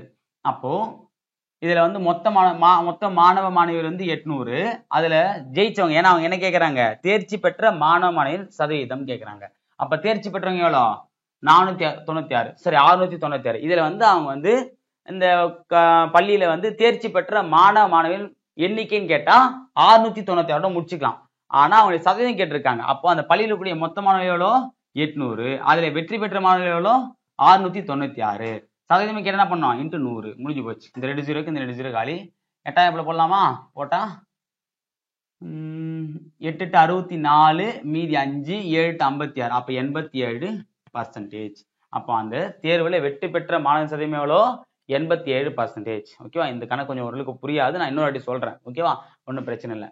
அதாவது ஒரு ஸ்கூல்ல பாய்ஸ் கேர்ள்ஸ் எத்தனை சதவீதத்தில் இருக்காங்க?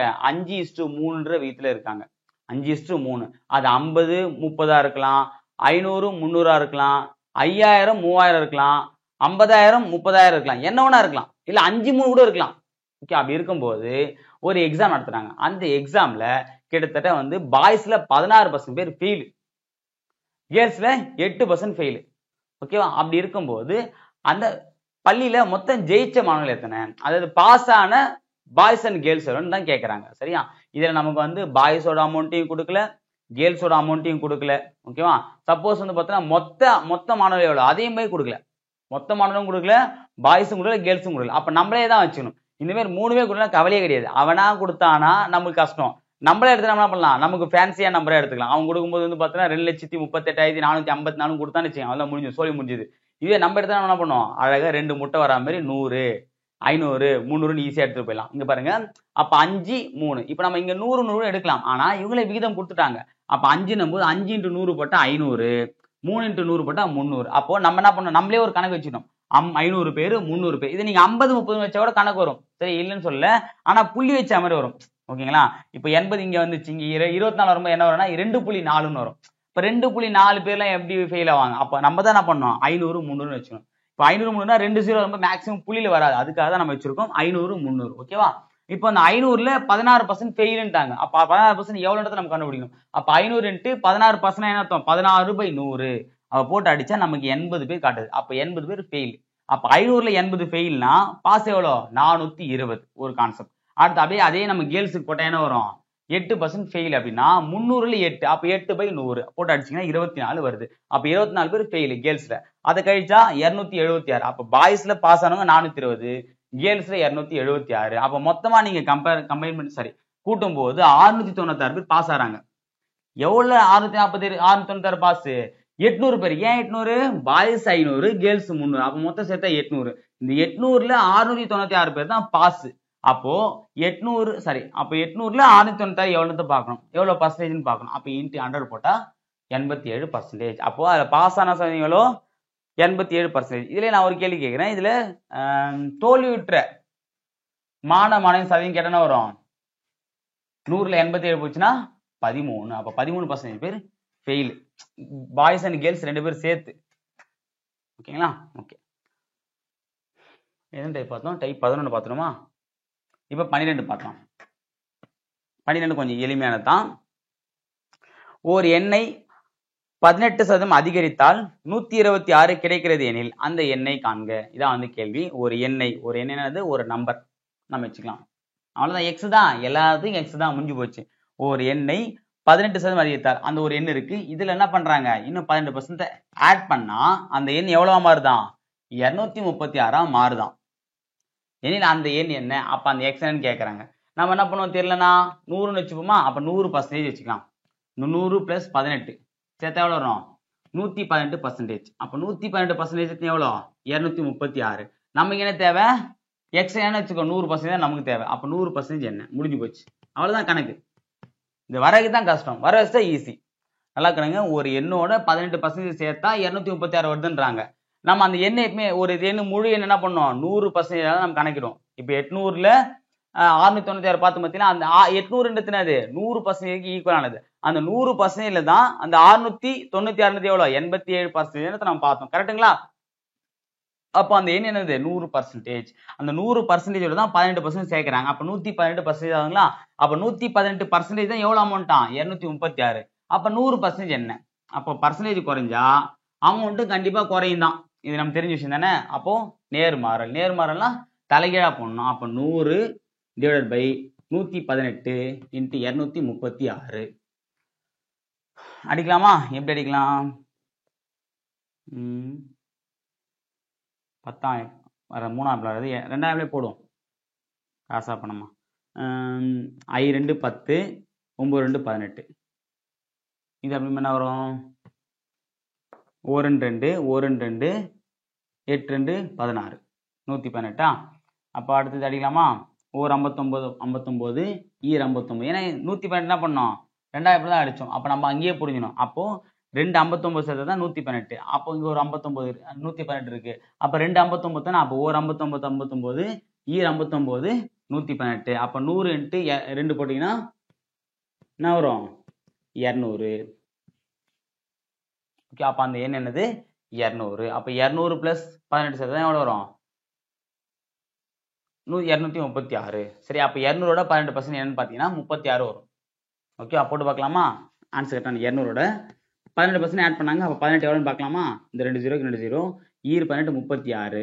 அப்போ 36 + 200 236. ஓகேங்களா? அப்ப நம்ம போட்ட ஆன்சர் சரியானது. ஓகேவா? அடுத்து டைப் 13 டைப் 13 பார்க்க போறோம். இன்டர்வலை தாண்டி முக்கியமான கட்டத்தை வந்தாச்சு. இன்னும் கிளைமேக்ஸ் இருக்கு, பார்ப்போம். படம் 100 டேஸா இல்ல ஃபிளாப்பானு? ஓகே, 13 48 48% ஈக்குவல் டு எக்ஸின் 64 எனில் எக்ஸின் மதிப்பு என்ன? பாருங்க, 48 48%. 48ஓட 48%. அப்ப 48/100. இது எதுக்கு ஈக்குவலானதா? எதுக்கும் ஈக்குவல். ஆனா கொடுக்கல. என்ன கொடுத்துருக்காங்க? எக்ஸின் 64%. அப்ப எக்ஸின் அப்படின்னா எக்ஸ் இங்க போடணும். சப்போஸ் எக்ஸ் பர்சன்டேஜ்னா அது எங்க வரும்? இங்க அமௌண்ட் வந்துடும். இங்க x/100 போடணும். x/100னா எக்ஸ் பர்சன்டேஜும் கொடுப்பாங்க. எக்ஸ் பர்சன்டேஜ் வரலன்னா வெறும் எக்ஸினானது அதான் மெயினான அமௌண்ட். அப்ப எக்ஸின் எவ்வளவு பர்சன்டேஜ் சமமா? 64%க்கு சமம் சொல்லிட்டான். 48 48% என்பது எக்ஸின் 64% எனில் எக்ஸின் மதிப்பு என்னன்னு கேட்கறாங்க. ஓகேவா? இப்ப நம்ம என்ன பண்ண போறோம்? இந்த எக்ஸ் இங்க வச்சுட்டு 64/100 இந்த பக்கம் கொண்டு வரலாம். ஏன்னா நமக்கு தெரிஞ்ச வேல்யூ ஒரு பக்கம், தெரியாத வேல்யூ ஒரு பக்கமா. இது தெரியாத வேல்யூ, இது அப்படியே வச்சுக்கலாம். தெரிஞ்ச வேல்யூ இப்படி கொண்டு வந்தா அப்ப 64/100 என்ன ஆகும்? 100/64 மாறும். அப்ப எக்ஸ் இஸ் ஈக்குவல் டு இந்த அமௌண்ட் இது அப்படியே 48 × 48 / 100 × 100 / 64. இப்போ இந்த 100க்கு இந்த 100 கேன்சல். 64 அடிச்சா என்ன வரும்? எந்த இப்போ 4 அடிக்கலாமா? ஓகே. 16 நாங்க 64, 12 நாங்க 48, நன்னாங்க 16, 3 நாங்க 12, 1 நாள் 4, இங்கே 12 48, 3 12 36. சரிங்களா? அப்போ எக்ஸோட கண்டுபிடிச்சாச்சு 36 தான். ஓகேவா? ஆன்சர் பாருங்க. 48ஓட 48% என்பது போட்டு பார்த்தா எவ்வளோ வரும்?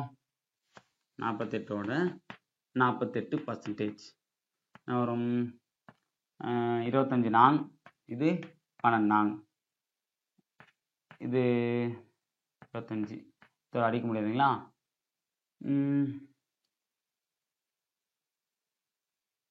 48 × 12 என்ன இப்படியே போட்டு பார்க்கலாம்.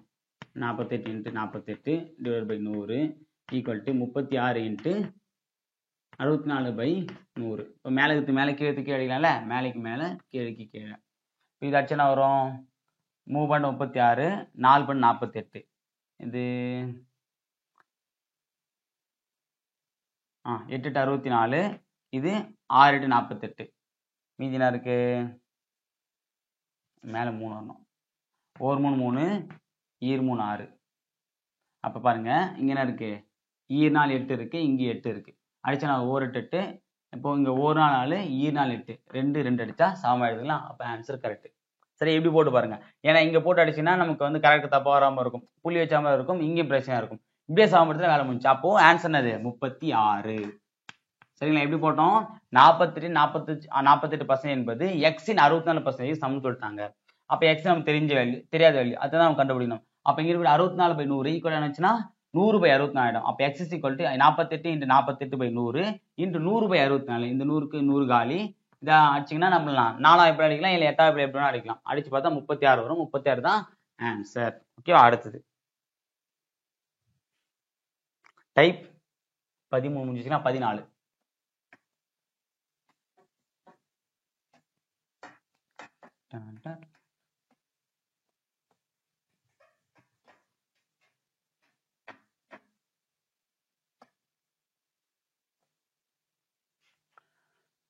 டைப் 14. இங்க பாருங்க, 20% விலை உயர்வுக்கு பின் 1 கிலோ உளுந்தும் பருப்பின் விலை, சரி உளுத்தம் பருப்பின் விலை 96 எனில் 1 கிலோ உளுத்தம் பருப்பின் அசல் விலை என்ன? அதான் கேட்குறாங்க. சரியா?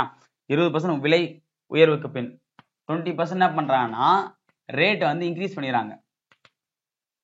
ஓகேங்களா? அப்படி பண்ணிட்ட பிறகு அப்போ எக்ஸ் பிளஸ் 20%. ஓகேவா? ஏன்னா அசல் விலை அது என்ன பண்ணாங்க 20% விலையை ஏற்றும் போது அந்த பொருளோட மதிப்பு என்ன மாதிரி இருக்கு? 96 ரூபாய் வந்திருக்கு. அப்படி அசல் மதிப்பு என்ன? அசலா 100. ஓகேவா? அப்போ 100 பிளஸ் 20 சேர்த்தா 120. ஏன்னா இது நார்மலா 100ன்னு வச்சுக்கோ, 100%. அதோட 20% சேர்த்தா 120%. அப்போ 120%ன்றது 96 அப்படின்னா, ஏன்னா விலை உயர்த்திருக்காங்க. விலை உயர்த்தினா 20 பண்ணும். சப்போஸ் தள்ளுபடினா என்ன பண்ணும்? கழிக்கணும். அதை ஞாபகம் வச்சுங்க.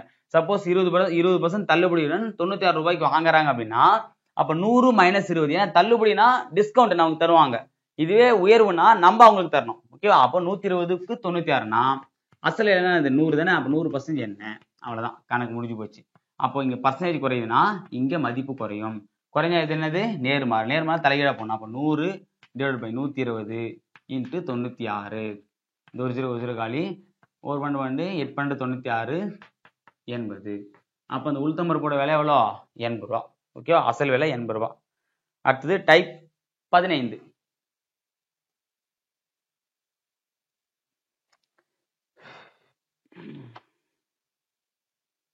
Okay,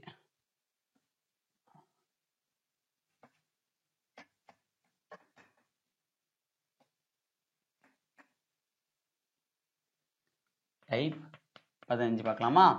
okay. எக்ஸின் x% என்பது 24 எனில் எக்ஸ் என்பது என்ன? சரிங்களா?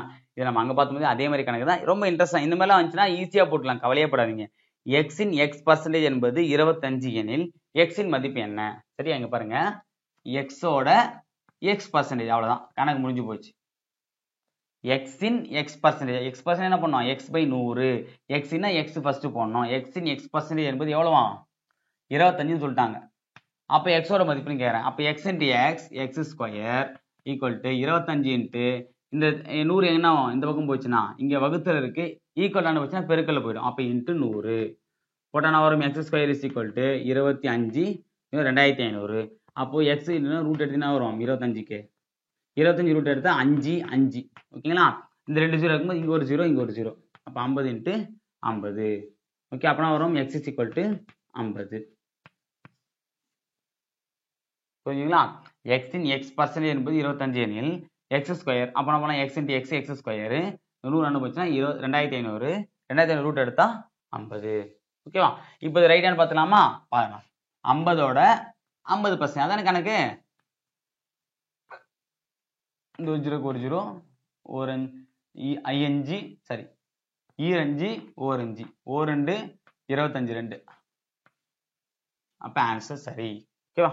ஓகே, அடுத்தது டைப் 16.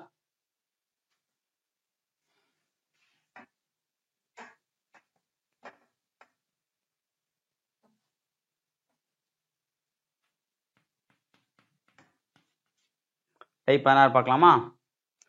பீட்டர் என்பவர் ஒரு தேர்வில் 280 மதிப்பெண்களை பெற்று தோல்வி அடைந்தார்.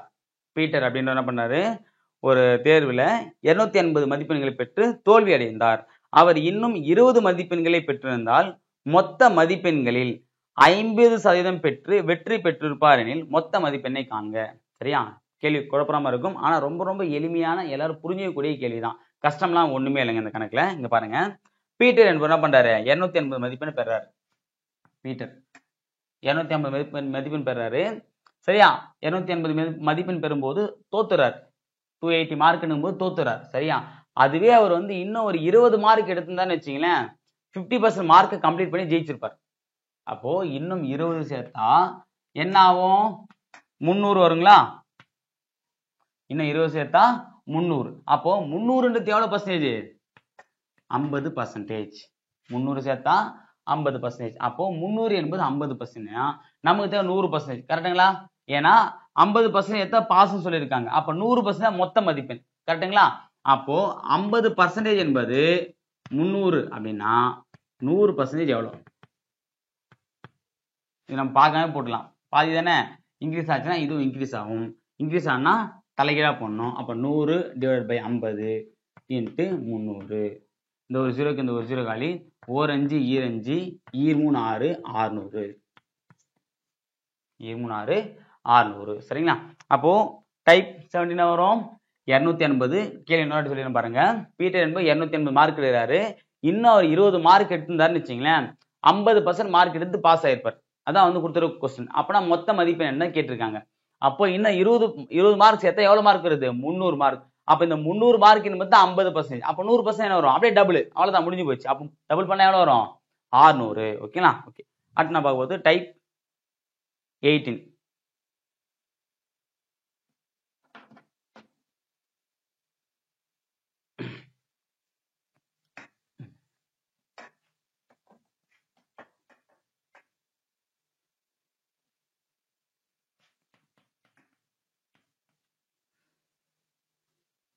சரி, டைப் 17 மாத்தி போட்டேன். சரி, டைப் 17 பாருங்க. ரோஜா மாத சம்பளமாக, ரோஜா என்ன பண்றாங்க? மாத சம்பளமாக 18,000 பெறுகிறார். ரோஜா அப்படின்றவங்க என்ன பண்றாங்க? மாத சம்பளம் 18,000 ரூபாய் பெறுகிறார்கள். அவர் தனது சம்பளத்தில், அவங்க தன்னுடைய சம்பளத்துல முறையே கல்வி, சேமிப்பு மற்றும் பிற செலவினங்களுக்கு 2:1:3 என்ற விகிதத்தில் செலவு செய்கிறார் எனில் அவரது செலவு சதவீதம் என்ன? அதான் கேக்குறாங்க. ஓகேங்க, பாருங்க, ரோஜா மாத சம்பளம் எவ்வளோ? 18,000 ரூபாய். இந்த 18,000 3 பங்கா பிரிச்சுறாங்க. ஓகே, 3 பங்கா இந்த 18,000 பிரிக்கிறாங்க. அப்படி பிரிக்கும் போது ஒவ்வொன்றுத்துக்கு கல்விக்கு, சேமிப்பு, பிற செலவு அப்படின்னு சொல்லி என்ன பிரிக்கிறாங்க? கல்விக்கு 2%, அது 2 பங்கு, சேமிப்பு 1 பங்கு, பிற செலவுக்கு 3 பங்கு. சரியா? படிக்கிற பொண்ணா இருக்கும் பொழுது அதான் 2 பங்கு ஒதுக்கி இருக்காங்க. பார்த்தீங்களா? சரி, ஓகே. வேலைக்கு போயிட்டே படிக்கிறாங்க பொழுது நம்மள மாதிரி யாராவது ஒரு ஆளா இருப்பாங்க பொழுது, அப்ப கல்விக்கு 2 பங்கு ஒதுக்குறாங்க, சேமிப்புக்கு 1 பங்கு, பிற செலவு வந்து 3 பங்கு. சரியா? அவங்க மொத்த 18,000 ரூபாய். அப்ப மொத்த பங்கு எத்தனைது? அதை நம்ம பண்ணணும். 2 1 3 3 3 6 பங்கு. புரியுதுங்களா? அப்ப 6 பங்குன்றது தான் எவ்வளோ? 18,000 ரூபாய். கணக்கு புரியுதுங்களா? மொத்த சதவீதத்துல விகிதமா பிரிக்கிறாங்க. விகிதம் என்னது? பங்கு தான். நம்ம முதலே பார்த்தோம். விகித கணக்குல பார்த்துருவோம். விகிதம்னாலும் பங்குனாலும் ஒண்ணுதான்னு சொல்லிட்டு. அப்ப கல்விக்கு 2 பங்கு ஒதுக்குறாங்க சம்பளத்துல, சேமிப்புக்கு 1 பங்கு ஒதுக்குறாங்க, பிற செலவுல 3 பங்கு ஒதுக்குறாங்க. அப்ப மொத்தமா 6 பங்கு. அப்ப 6 பங்குன்னு தான் எவ்வளோ? 18,000 ரூபாய். அடுத்து பாருங்க, கணக்கு பாருங்க.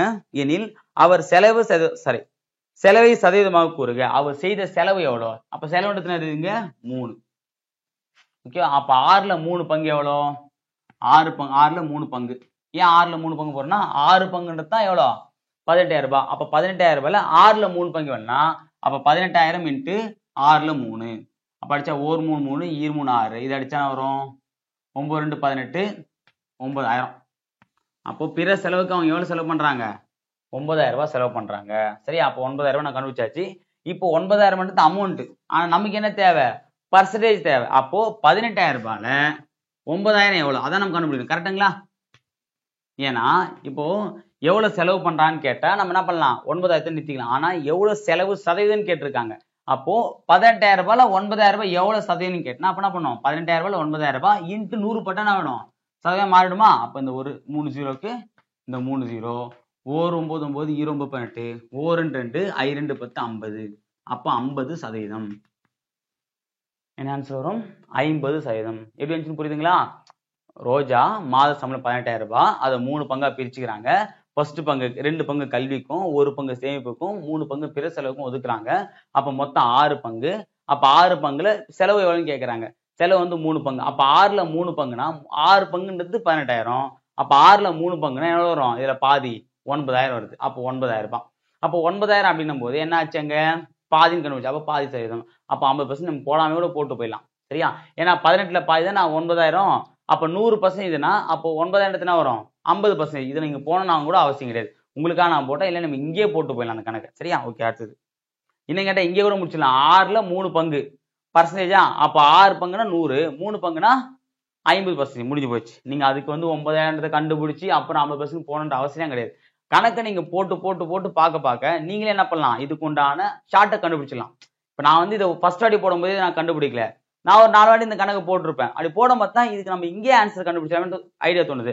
அதுக்கு தான் கணக்கை வந்து பார்க்க கூடாது, போட்டு பார்க்கணும்னு சொல்றது. சரியா? ஓகே, அடுத்து பாத்தீங்கன்னா டைப் 18.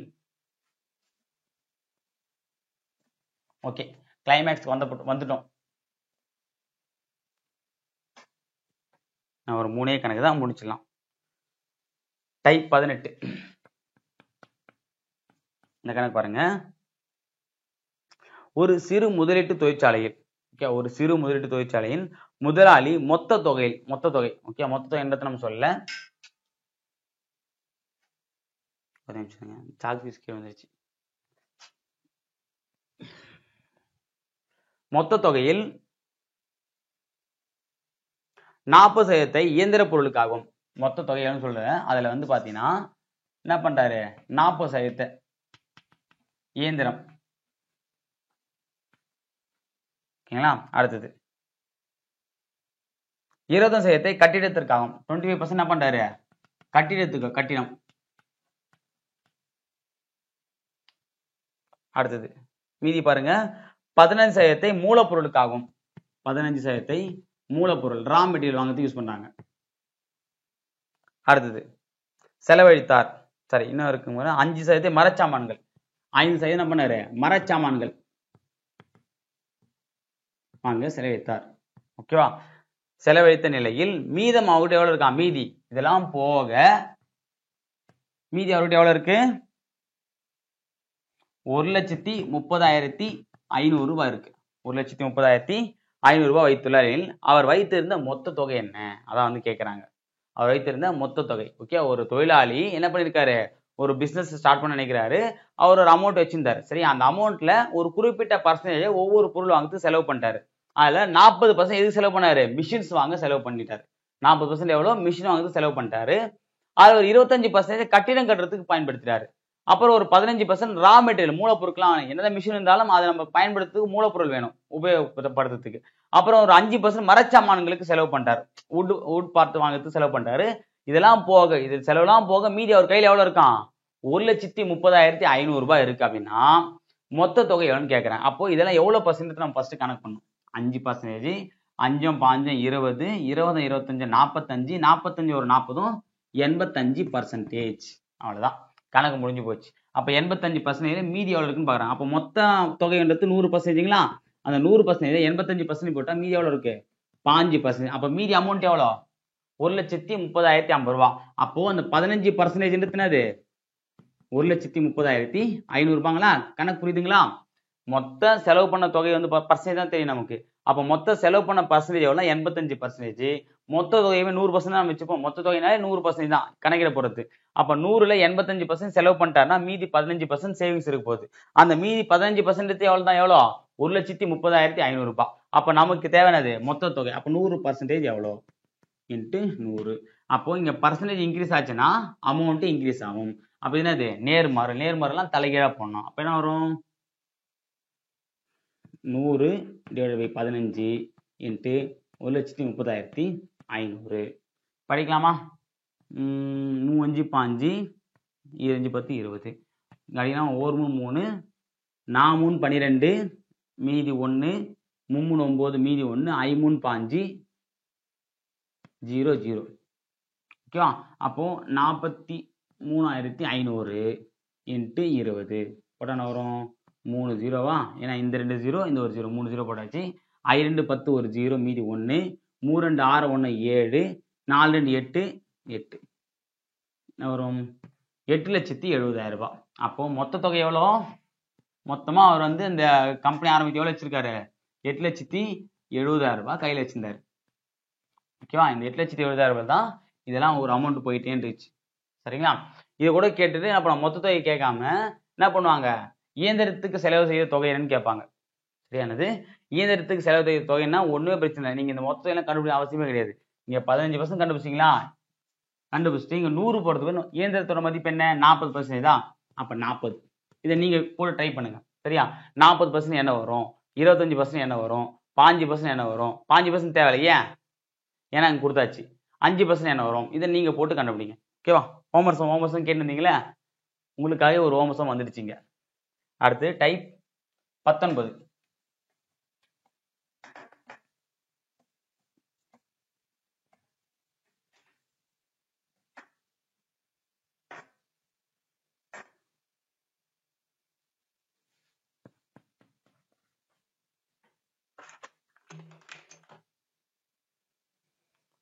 டைப் 19 பாருங்க. ஒரு கல்லூரியில் உள்ள மொத்த மாணவர்கள் எண்ணிக்கை 2000. சரியா? ஒரு கல்லூரியில் இருக்கக்கூடிய, ஒரு காலேஜில் இருக்கக்கூடிய மொத்த மாணவர்கள் எண்ணிக்கை எவ்வளோ? 2000. சரியா? ஒவ்வொரு ஆண்டும் 10% பேர் புதிதாக அக்கல்லூரியில் இணைகின்றனர். ஒவ்வொரு வருஷமும் எவ்ரி இயர் என்ன பண்றாங்க? 10% அந்த காலேஜில் இன்க்ரீஸ் ஆகுறாங்க. சரியா? எனில் 2 ஆண்டுகள் முடிவில் அக்கல்லூரியில் புதிதாக சேர்ந்த மாணவர்கள் எண்ணிக்கை என்ன? 2 ஆண்டுகளுக்கு முடிவில் அந்த கல்லூரியில் சேர்ந்த மொத்த மாணவ எண்ணிக்கை அப்படின்னு நம்ம என்ன பண்ணோம்னா, இங்க நம்ம பண்ணக்கூடிய தவறு என்னன்றது நான் சொல்றேன் பாருங்க. ஃபர்ஸ்ட் என்ன பண்ணோம்? அந்த கல்லூரியில் மொத்தமான 2000 பேர் இருக்காங்க. வருஷத்துக்கு 10 பேர் சேர்றாங்க. அப்ப 2 வருஷமா? அப்ப என்ன பண்ணோம்? இன்ட்டு 2. ஒரு வருஷத்துக்கு 10னா 2 வருஷத்துக்கு 20%. அப்ப 20/100 போட்டா இந்த 0க்கு இந்த 0, இந்த 0க்கு 0, 2 4 400. ஓகே? என்ன பண்ணுவாங்க? 400 ஆன்சர் போட்டு போயிட்டே இருப்பாங்க. ஆனா தப்பு. ஓகேவா? ஓகே. அப்ப என்ன வரும் பாருங்க. ஒவ்வொரு ஆண்டும் 10% இன்க்ரீஸ் ஆகலாம். அப்ப ஃபர்ஸ்ட் இயர் ஒவ்வொரு ஆண்டும் இங்க இந்த வருஷம் 10% போட்டா என்ன வருமா? 200. சரியா? அப்ப 200 ஆட் பண்ணும்.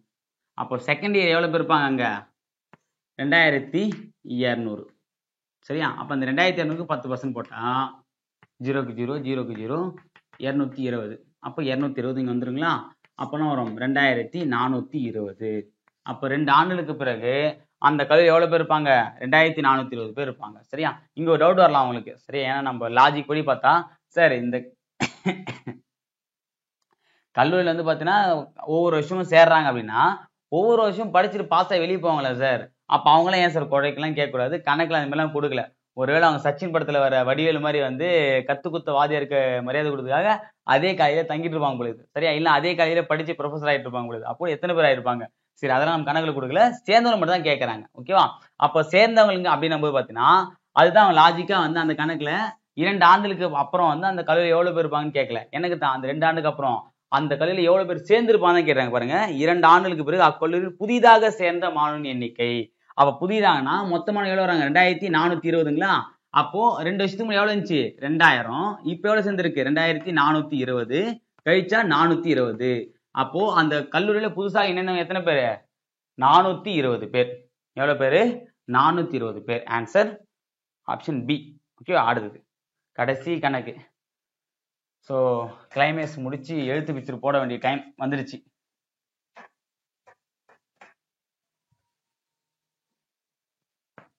T20 பார்த்தீங்க, ஐபி மேட்ச் T20 வர மாதிரி அது வந்துச்சு பாருங்க.